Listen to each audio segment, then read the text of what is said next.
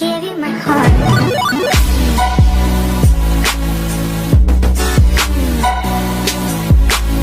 Hi guys! Welcome to my YouTube channel again, and for today's video is a very sad video dahil I have a very bad news. Ang aking anak ay merong dengue. Confined siya ngayon. But she's still happy, kaya we're still fighting. Baby, how are you? Tell them, dali. Hi! I'm eating an airplane. Pakita mo yung serum. Actually, today is our second day na dito sa Santa Teresita Hospital. And, yun nga. Thank God, medyo okay naman na siya ngayon compared sa mga nakaraang araw.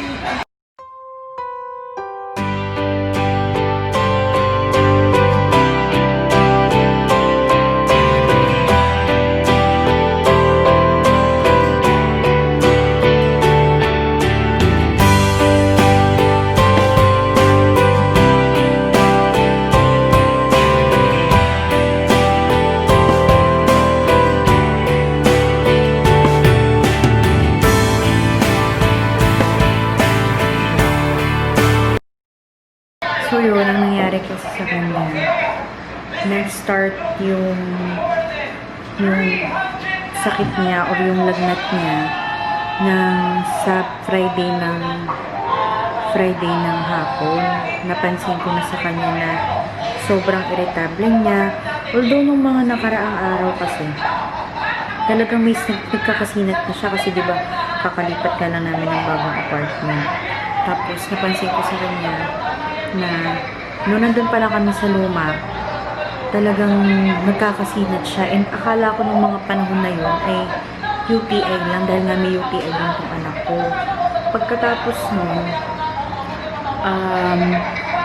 nag-absent ako for 1 week kasi nga gusto ko siyang matutukan dahil ayoko nga lumala yung UTI niya dahil nga ito nga ang iniiwasan kong sitwasyon, yung makonfine siya sa gitna ng pandemic kasi sobrang hirap talaga at delikado. Tapos, nung Friday ng hapon, iniinda niya sa akin ay ang sakit ng kanyang tiyan at saka yung kanyang tagiliran, which is akala ko talaga nga 100% ako nung Friday na UTI nga siya dahil yun naman kasi ang sintomas talaga ng UTI. Pagkatapos nung gabi, as in sobrang taas ng lagnat niya. Talagang kahit painumin namin siya ng Calpol, hindi tumataas, hindi bumababa. Ang temperature niya is nag-range ng 39.7 sa taas. And kahit painumin namin siya ng Calpol, hindi siya bumababa, hindi siya hinihignawan, kung baga kung tawagin sa amin sa probinsya. So, ginawa namin, binaynusan namin siya. Tubig lang, tap water, and punas lang ng punas. Ang turo kasi sa akin ng nanay ko at yung ginagawa niya sa amin ng bata pa lang kami. Mula ulo hanggang paa. Konting haplas sa dibdib ng basang tubig, tapos punasan ng tuyo, pati sa likod para suminaw ang init. Every time na matatapos ko siyang punasan ng isang diretsyo na gano'n, tinetemperature ko siya at bumababa naman yung lagnat niya ng from 39.7 nagiging 38.5, 38.3, then after a while ganun na naman, tataas na naman yung lagnat niya. So Saturday, the following day, wala na talaga akong tulog noon kasi sobrang nag-aalala ako sa kanya. Alam mo yung tipo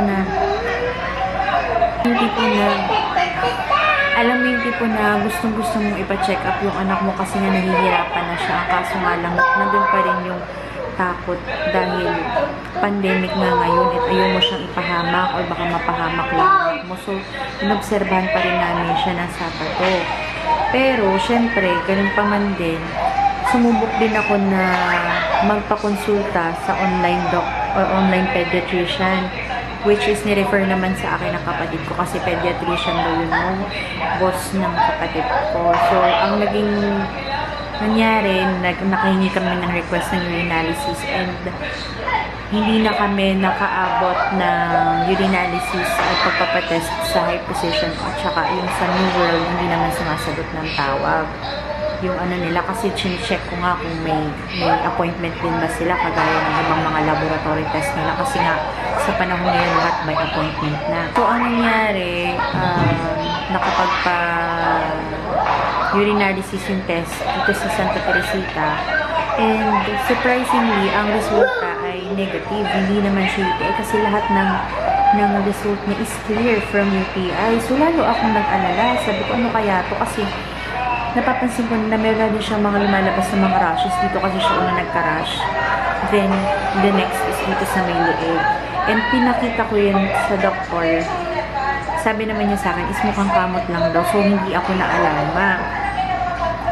Tapos yun na, nung Sabado ng maga, sobrang sigla niya. As in, akala ko okay na, akala ko paalim na siya, ganyan-ganyan. Umasa ako, ganyan. Sobrang natuwa ako kasi nga, alam niya ng mga kaibigan ko, alam niya ng lahat ng tao na sobrang tapang ko, pero ang kahinaan ko lang talaga is yung anak ko na every time na magkakaroon ko ng karamdaman o sakit, eh talagang sobrang, yun nga, pag ang anak ko nagkakasakit, sobrang hinihina ako, pinangihinaan ako ng loob. Pero pinipilit ko pa rin tatagan yung faith ko at saka yung alam ko hindi siya pababayaan ni God. And alam ko yun naman na malakas yung anak ko kasi mana siya sa akin dahil strong siya. Ganyan, parang lagi kong ginaganon yung sarili ko. Parang kinocomfort ko na yung sarili ko. Then, yun na, dumating yung ate ko from Caloocan. Umuwi siya kasi nga naawa na din siya sa pamangkin niya at saka sa akin. Doon na namin talaga, nung nakita ng ate ko, sabi niya parang iba na nga talaga yan kasi nga sobrang pula na ng katawan niya. Ang inaisip nga namin ay sana tigdas na lang yung maging diagnosis sa kanya, ganyan. Pero unfortunately, ang naging result ng ano niya, ng laboratory is, although negative yung remarks, pero kasi sabi sa akin ni Dr. Ratan, talaga daw kasing napaaga lang, or buti na lang napaaga yung pagpapalab namin sa anak namin, ay yung sa CBC, platelet count, and sa dengue, ganyan. Kasi nga para mas naagapan talaga. And thank you pa rin kay God kasi talaga pinush talaga ng asawa ko na makapagpa-check up na nga kami kahit natatakot ako. Pinilit pa rin talaga namin. So yun, after that, magkahapon, in-advise kami na kailangan na nga niyang magpa-confine. And yun, hindi ako makatulog dahil mag-isa lang ako dito sa room. Kami lang dalawang mag-ina kasi si Ringo, yung asawa ko, ay hindi naman siya makakapasok dito dahil protocol nila na isa lang magbabantay sa pasyente. So, syempre, hindi man natin gusto na mag-isa kasi nakakalungkot, ganyan, lalong nakakapangina ng loob. And yung tatay ni Celestine kahapon talaga sobrang pinaiyak. And ayoko siyang tingnan dahil baka mag-breakdown din ako. Ayoko naman makita ng anak ko na parehas kami umiiyak kasi baka mamaya syempre kahit pa sabihin natin bata ko, ayoko na makita niya na umiiyak kaming magulang niya. Kaya talagang pinigilan ko, ayoko tumingin sa asawa ko ganyan.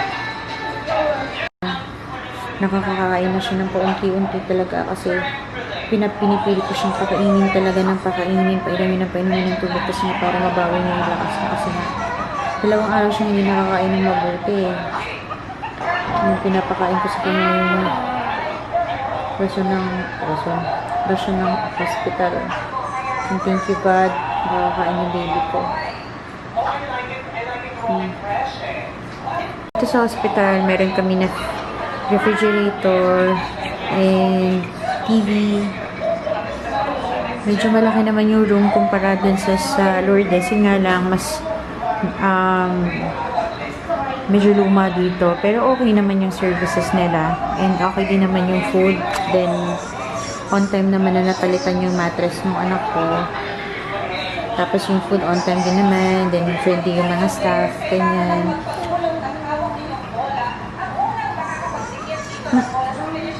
Buti talaga nakakakain na siya. Sana tuloy-tuloy na to. Hindi ako makatulog. Grabe na talaga yung pulot ko. Mula nung naglipat kami hanggang ngayon. dire-diretso sin kaya tignan mo yung iPods ko super. Anong oras na? Sakto, alas 12. Kakape ako ngayon ng sinamantala ko yung oras na yung mga times kanina na hindi ako nakapagtrabaho, hindi ako nakapag-update sa trabaho.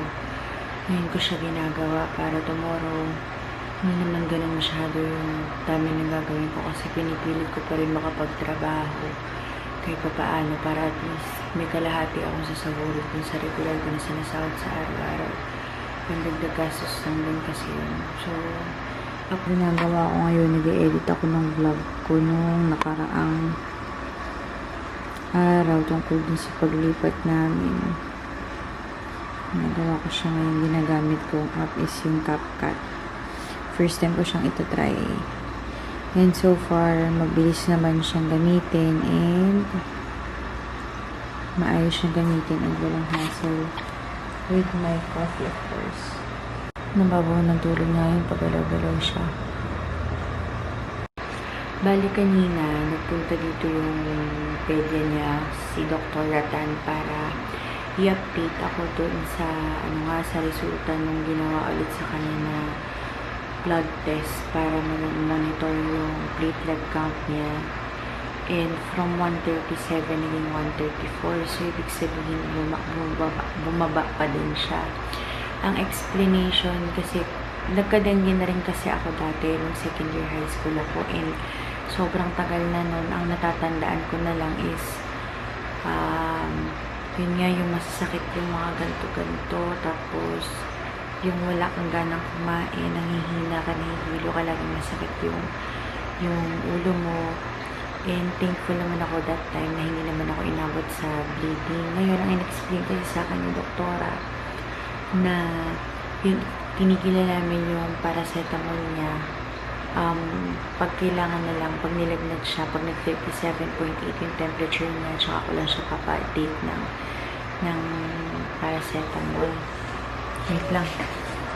Niisip siguro ito ng mga tita niya kasi siya, medyo, ayan o, ang likod na tulog, tapos ingit-ingit, parang may nararamdaman siguro ito. So, yun, medyo, medyo, hihinaan ko na lang yung boses ko. Kasi, yun nga, ang sabi ng doktor niya, yung pag-take ng paracetamol niya, hindi na daw necessary na kailangan every 4 hours kahit walang fever. I-take na lang siya pag meron na ulit fever or whatever, kasi ang imamonitor naman ngayon is yung lagnat. Kasi ang dengue daw, for everyone's information,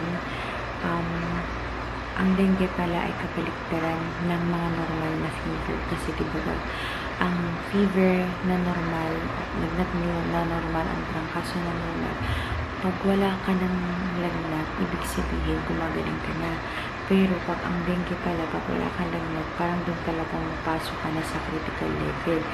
Yun yung pagkakaintindi ko sa explanation ni Dr. na parang yun nga. Pero babase pa din naman yung sa platelet count tomorrow. So ngayon kasi mula kagabi, salamat sa Panginoon, hindi na siya nilalagnat. As in, talagang hindi na siya lumalagpas ng 37.5.